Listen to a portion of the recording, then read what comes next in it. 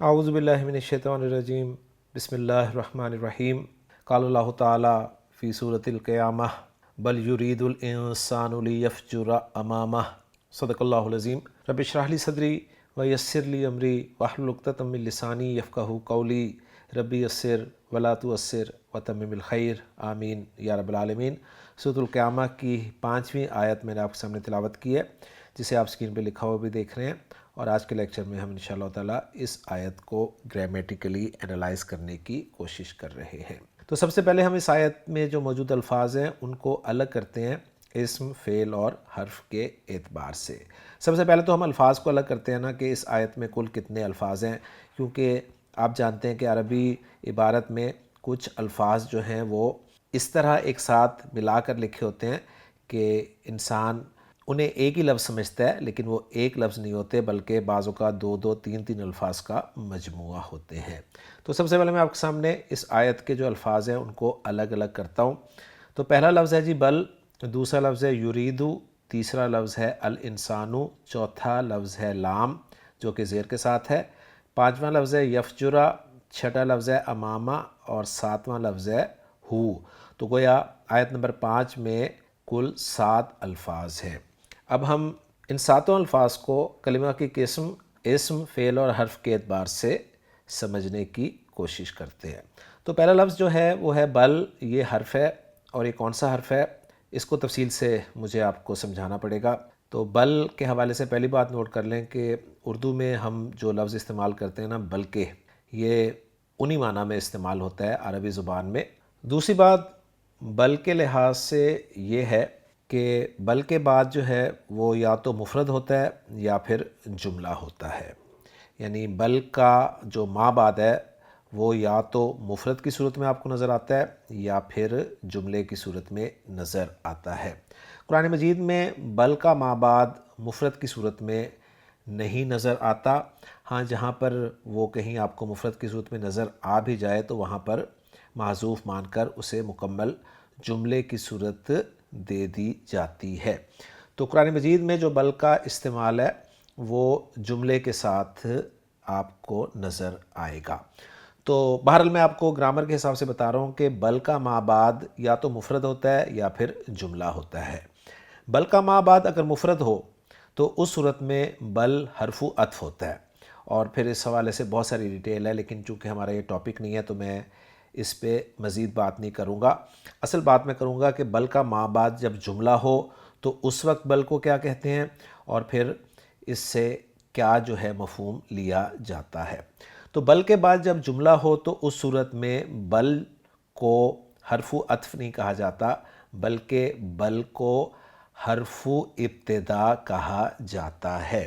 بل کو حرف استنافیہ بھی کہہ دیا جاتا ہے ابتدا میں آنے کی صورت میں۔ تو بہرحال اس کے لیے جو ٹرمینالوجی یوز کی جاتی ہے وہ یہی ہے کہ یہ بل حرف ابتدا ہے۔ اب یہ بل حرف ابتدا کس مقصد کے لیے استعمال ہوتا ہے؟ تو گرامر والوں کے نزدیک بل حرف ابتدا اضراب کے لیے استعمال ہوتا ہے۔ اضراب کے معنی ہے اعراض۔ اب اعراض کے کیا معنی ہے؟ اعراض کے معنی ہے روگردانی یا انکار۔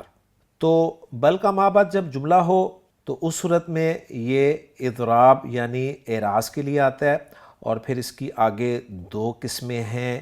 پہلی قسم ہے اضراب ابطالی اور دوسری قسم ہے اضراب انتقالی۔ اضراب ابطالی کا مطلب یہ ہے کہ بل سے پہلے جو جملہ ہوگا یہ بل اس جملے کی نفی کر دے گا، یعنی کہے گا کہ یہ بات غلط ہے، اور بل کے بعد جو بات آ رہی ہے وہ درست ہے۔ اس کی ایگزامپل میں آپ کو قرآن مجید سے ہی دیتا ہوں، جیسے قرآن مجید میں اللہ تعالیٰ نے ارشاد فرمایا سورۃ الانبیاء آیت نمبر 26، وَقَالُوا اتَّخَذَ الرَّحْمَنُ وَلَدًا سُبْحَانَهُ بل عباد مکرمون۔ اب یہاں پر آپ دیکھیں کہ بل کے ما بعد جو ہے نا آپ کو عباد مفرد نظر آ رہا ہے، لیکن جیسے کہ میں نے کہا کہ جو مفرد بھی اگر آپ کو نظر آئے گا تو اسے ہم جملے کے طور پر لیں گے، یعنی یہاں پر ہم ہم مبتدا محذوف مانیں گے اور اس کی خبر جو ہے وہ عباد مکرمون کو بنا لیں گے۔ تو بل کے بعد یہاں بھی جملہ ہی ہے۔ تو آیت یہ ہے کہ وَقَالُوا اتَّخَذَ الرَّحْمَنُ وَلَدًا، اور کہتے ہیں کہ الرحمن نے بیٹا بنا لیا ہے. سبحانہ، وہ تو پاک ہے، یعنی اس کے نہ بیٹا ہے نہ بیٹی ہے.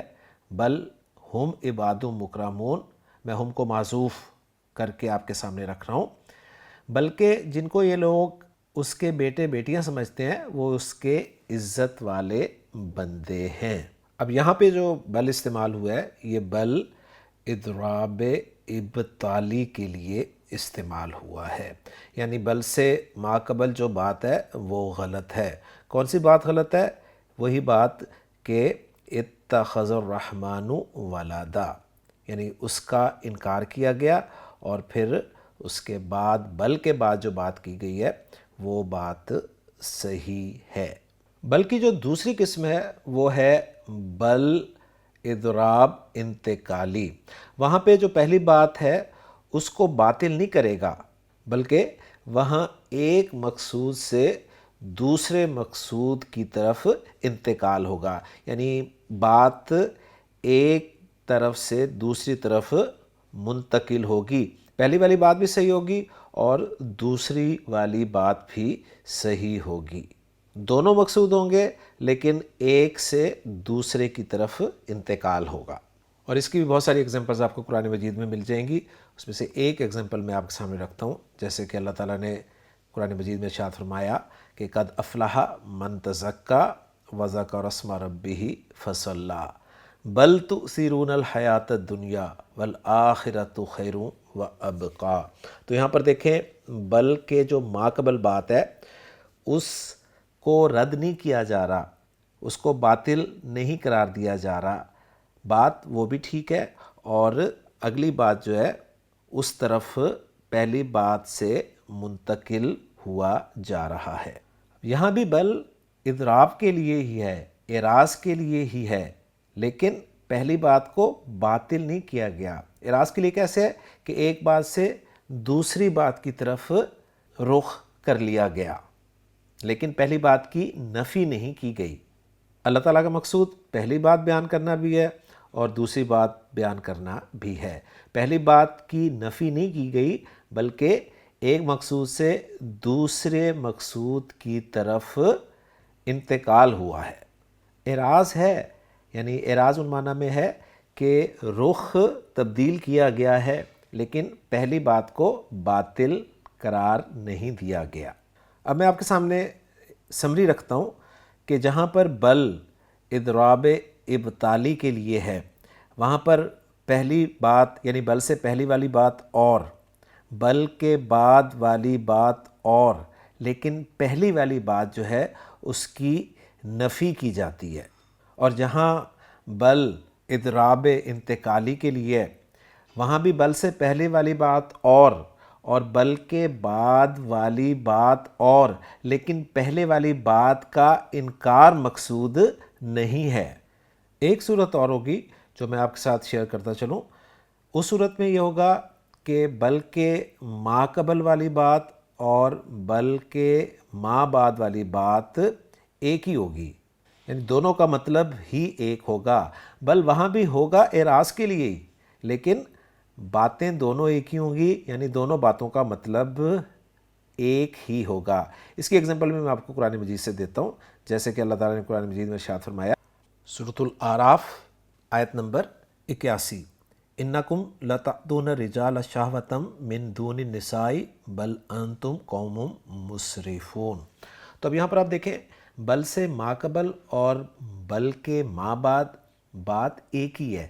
تو آپ کہیں گے جی پھر اعراض تو نہ ہوا نا. اعراض اس سینس میں نہ ہوا، اعراض اس سینس میں ہوگا کہ ترجمہ جو ہے وہ الگ الگ ہوگا. تو میں نے بہت تفصیل کے ساتھ آپ کو سمجھا دیا ہے بل کے بارے میں، اور میں یہاں پر خاص طور پہ اپنے استاد محترم جناب حافظ راشد علی صاحب کا خصوصی طور پہ شکریہ ادا کروں گا. مجھے جب بھی کوئی گرامر کے حوالے سے کوئی پریشانی ہوتی ہے تو میں ان سے رابطہ کرتا ہوں، اور وہ بہت شفقت فرماتے ہیں اور اتنے پیارے انداز میں تفصیل کے ساتھ جواب دیتے ہیں کہ بات 100% سمجھ آ جاتی ہے، اور وہی بات پھر میں آپ لوگوں کے ساتھ بیان کرتا ہوں. تو الحمدللہ جی بل کے بارے میں تفصیل سے بات ہو گئی ہے. اب ہم چلتے ہیں دوسرے لفظ کی طرف. دوسرا لفظ جو ہے وہ ہے یریدو، جو کہ فعل ہے، فعل مضارع ہے، کیونکہ ہمیں علامت مضارع بھی شروع میں نظر آ رہی ہے، اور پہچان یہ ہے مضارع کی کہ اس کا آخری حرف جو ہے وہ پیش کے ساتھ ہوتا ہے۔ تو علامت مضارع پیش والی ہے، اور 4 پاسبلٹیز ہوتی ہیں، یہ بات ہم بار بار ذکر کر چکے ہیں۔ پہلی پاسبلٹی یہ ہوتی ہے کہ یہ مجہول کا صیغہ ہوگا اگر عین کلمہ مفتوح ہو، یعنی زبر کے ساتھ ہو۔ تو ہمیں علامت مضارع کے بعد را، یا اور دال 3 حروف نظر آ رہے ہیں جن میں درمیان والا حرف یا ہے۔ اب یہ یا روٹ لیٹر ہے یا نہیں ہے، یہ ہمیں ڈکشنری کنفرم کرے گی، کیونکہ جب بھی فعل میں آپ کے سامنے واو یا ایز اے روٹ لیٹر آئے تو ہو سکتا ہے کہ واو نظر آ رہی ہے تو وہ یا سے تبدیل ہوئی ہو، اور یہ بھی ہو سکتا ہے کہ یا نظر آ رہی ہو تو وہ واو سے تبدیل شدہ ہو۔ تو روٹ لیٹرز کا فیصلہ ہم آخر میں کریں گے۔ بہرحال ہمارے سامنے جو 3 حروف نظر آ رہے ہیں وہ را، یا اور دال ہیں، جس میں یا جو ہے اس پہ زبر نہیں ہے، لہٰذا یہ مجہول کا صیغہ نہیں ہے۔ دوسری پاسبلٹی یہ ہوتی ہے کہ یہ باب تفعیل کا لفظ ہو سکتا ہے، اور اس کی پہچان یہ ہوتی ہے کہ درمیان والا حرف جو ہے وہ شد کے ساتھ ہو، تو ایسا بھی نہیں ہے۔ تیسری پاسبلٹی ہوتی ہے کہ باب مفعلہ کا لفظ ہوتا ہے، اور اس کی پہچان یہ ہوتی ہے کہ فا کلمہ اور عین کلمہ کے درمیان الف ہوتا ہے، ایسا بھی نہیں ہے۔ جب یہ تینوں پاسبلٹیز نہ ہو تو چوتھی کنفرمیشن یہ ہوتی ہے کہ یہ باب افعال کا لفظ ہوتا ہے۔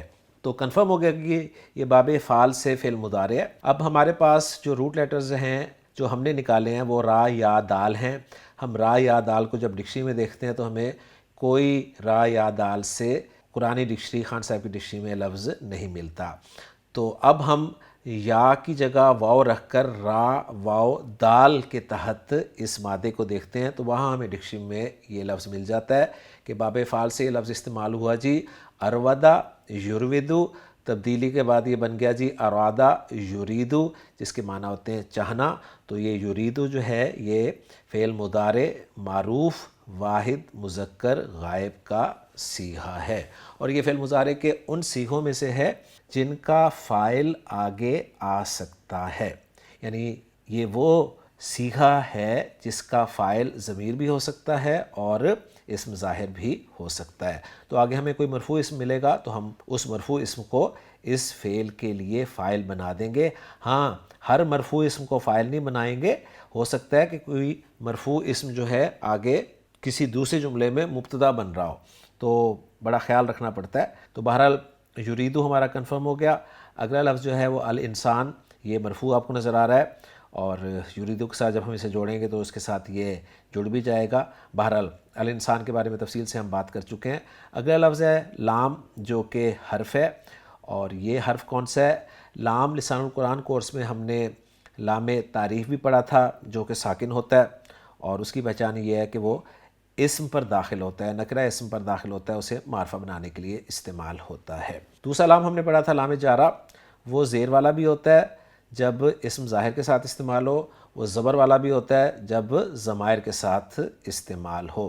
تو لام کے بعد یفجرہ آ رہا ہے جو کہ اسم نہیں ہے۔ تیسرا لام جو ہم نے لسان القرآن کورس میں پڑھا تھا وہ لام تاکید ہوتا ہے، جو کہ زبر کے ساتھ ہوتا ہے، وہ اسم پہ بھی داخل ہو جاتا ہے، فعل پہ بھی داخل ہو جاتا ہے، حرف پہ بھی داخل ہو جاتا ہے۔ تو یہ لام تاکید ہو ہی نہیں سکتا، اس لیے کہ اس کی حرکت جو ہے وہ زیر ہے۔ اب باقی 2 لام رہ گئے جی، ایک لام لام کئی اور دوسرا لام لام امر۔ یہ دونوں لام جو ہیں یہ فعل مضارع سے پہلے آتے ہیں۔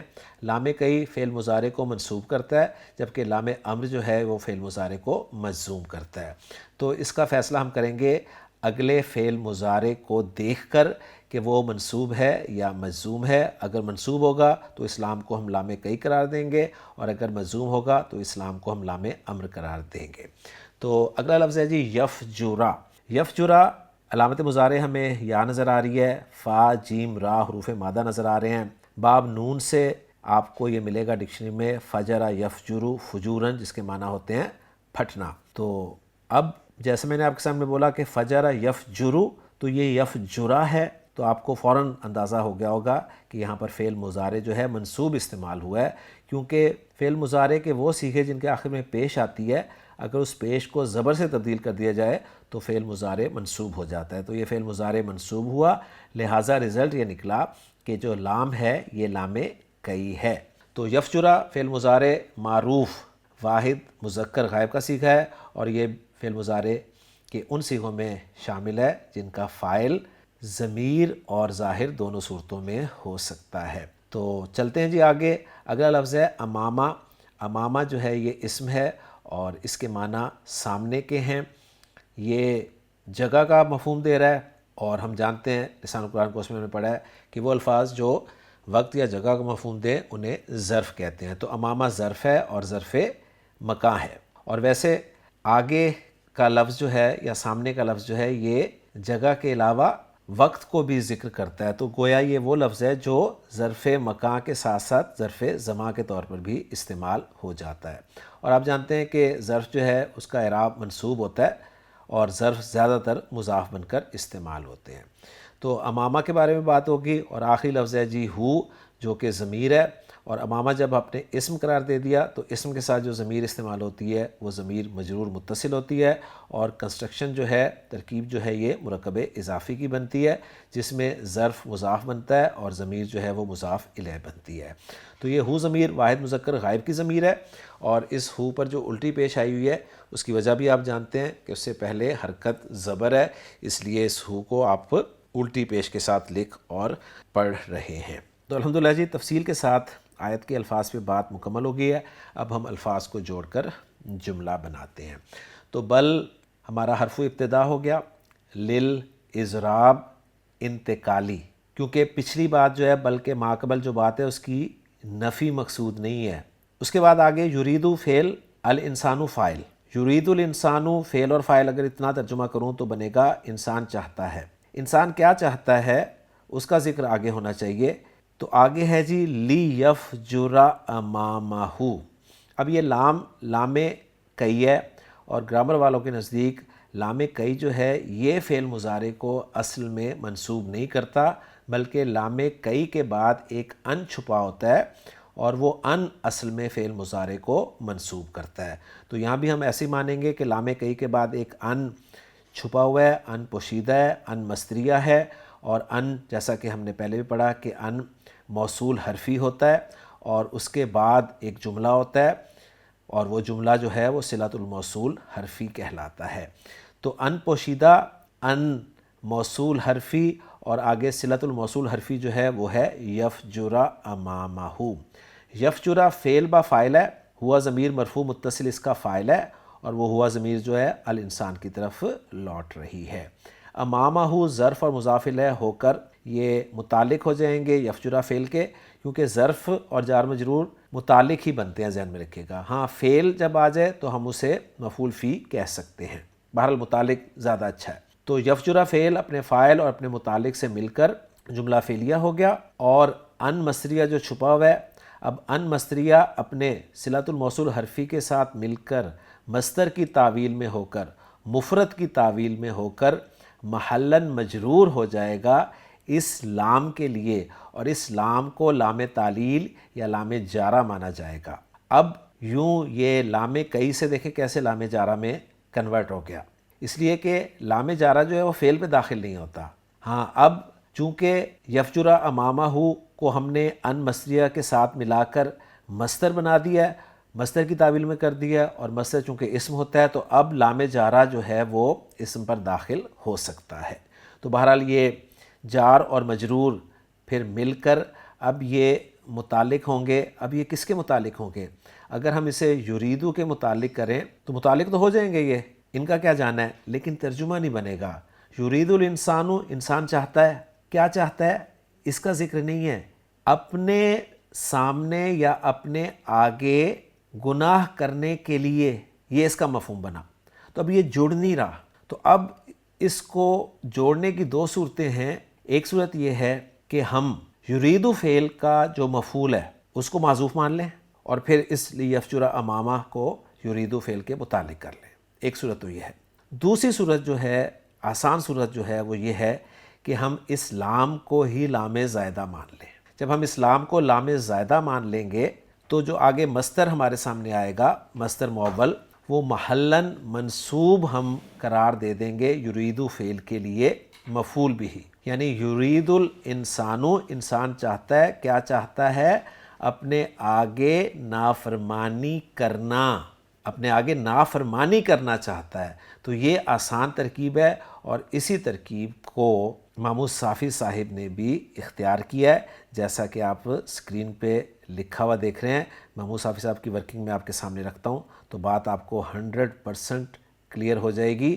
محمود صافی صاحب دیکھیں یہاں پر کیا بیان کر رہے ہیں، فرما رہے ہیں بل للاضراب الانتقالی اللام زائدہ یفجر مضارع منصوب بان مضمرہ بعد اللام اور امامہ ظرف۔ تو الحمدللہ ہماری آیت گرامیٹیکلی انالائز ہو گئی اور میچ ہو گئی محمود صافی صاحب کی ورکنگ کے ساتھ۔ اب آخر میں ہم یہ کرتے ہیں کہ اس آیت کا ترجمہ دیکھتے ہیں مختلف علماء کی زبان سے کہ کس طرح سے انہوں نے اس آیت کا ترجمہ جو ہے وہ کرنے کی کوشش کی ہے۔ تو پہلا ترجمہ میں آپ کے سامنے رکھتا ہوں۔ ایک ترجمہ اس آیت کا جو میرے سامنے ہے وہ ہے جی کہ بلکہ انسان تو چاہتا ہے کہ آگے آگے نافرمانیاں کرتا جائے۔ ایک ترجمہ میرے سامنے ہے بلکہ انسان یہ چاہتا ہے کہ وہ اللہ کے احکام کے علی الرغم بدعمالیاں کرتا رہے۔ ایک ترجمہ میرے سامنے ہے بلکہ آدمی چاہتا ہے کہ آگے بھی گناہ کرتا رہے، اور ایک ترجمہ میرے سامنے ہے بلکہ انسان یہ چاہتا ہے کہ آئندہ بھی برے کام کرتا رہے، اسی لیے قیامت کا انکار کرتا ہے۔ اور ایک ترجمہ اور آپ کے سامنے رکھتا ہوں بلکہ انسان چاہتا ہے کہ اپنے آگے یعنی بریکٹ میں لکھ رہے ہیں کہ آنے والے دنوں میں بھی نافرمانی کرتا رہے۔ تو الحمدللہ جی بہت تفصیل کے ساتھ میں نے آج کی آیت بھی آپ کے سامنے گرامیٹیکلی انالائز کر دی ہے، اور اس آیت میں جو بل تھا حرف اضراب اس کو بھی تفصیل کے ساتھ آپ کے سامنے بیان کیا ہے۔ امید ہے آپ کو آج کا لیکچر بھی پسند آیا ہوگا، اور انشاءاللہ تعالی ہم اسی طرح آیات جو ہے وہ سورۃ القیامہ کی گرامیٹیکلی انالائز کرتے کرتے ایک دن اس سورہ مبارکہ کو انشاءاللہ تعالی مکمل کر لیں گے۔ اگلے لیکچر تک اجازت دیجیے۔ سبحانک اللہم و بحمدک اشہد ان لا الہ الا انت استغفرک و اتوب الیک۔